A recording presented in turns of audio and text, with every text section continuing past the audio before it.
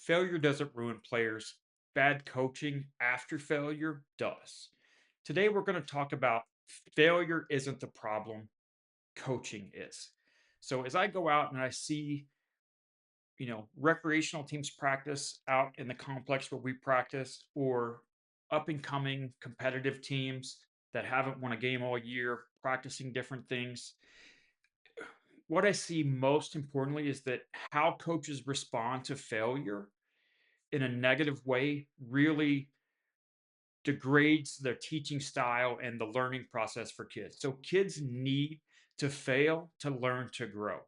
So one of the things that I do, like I have a very systematic approach to how I teach players 8U, 9U, 10U, all the way up until I feel like they've learned or should have learned all of the baseball components that we want to teach them, which we normally can accomplish in 3 seasons to teach them everything X's and O's, Y's in baseball that I'm going to teach them. And then when we get to 13, 14, then we start adding strength and conditioning and all of those things to prepare them for high school.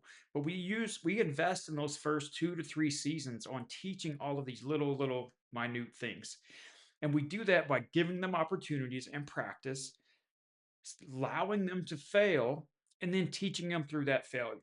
So some of the biggest mistakes that I see in coaching right now is benching players for a mistake. So if a player makes a mistake and you bench him immediately for making a physical error, I think that's very, very detrimental to the kids because they don't learn to bounce back, to have resiliency in that moment.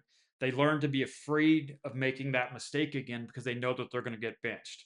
So we have to be able to encourage them through that mistake, that it's not the mistake that's the problem. It's how do we rebound from it and field the next ball to make us a better player and a better teammate all around. So when we go through, especially with young players, right, we need to provide guidance after failure, right? Teach them what they may have done physically with poor footwork, poor hand technique, whatever it was, balance issues, whatever it was that caused them to make that physical error, teach them through that. Don't stress the error. Errors are going to happen, right? That's just part of baseball. They're going to happen to the best players in the world. But if they have good technique, their errors are going to go down drastically. So focus on that process and not the result.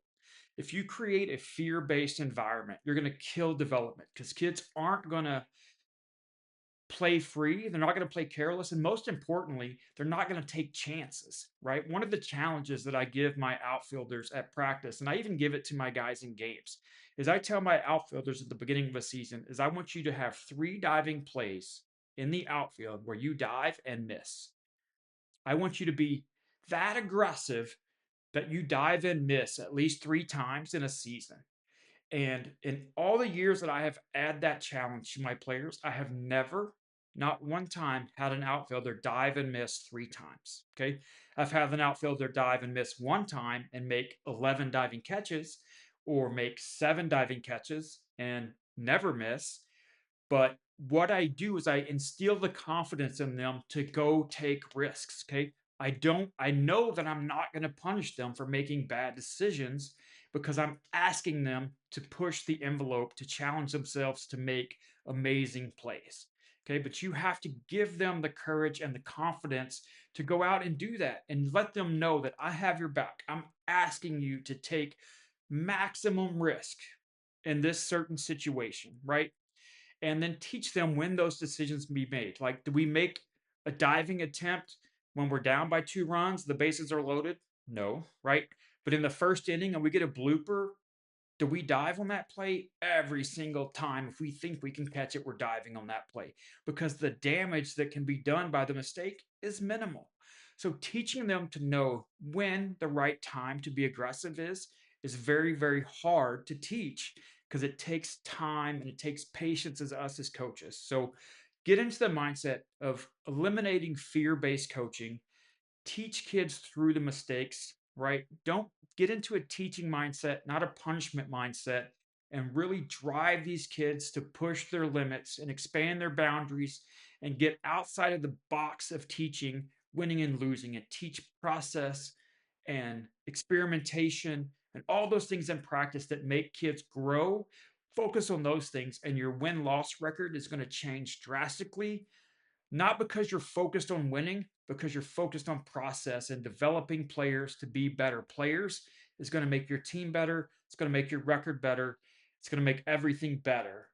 And that's what we want to focus on. Again, focus on process, not on outcomes. Teach baseball.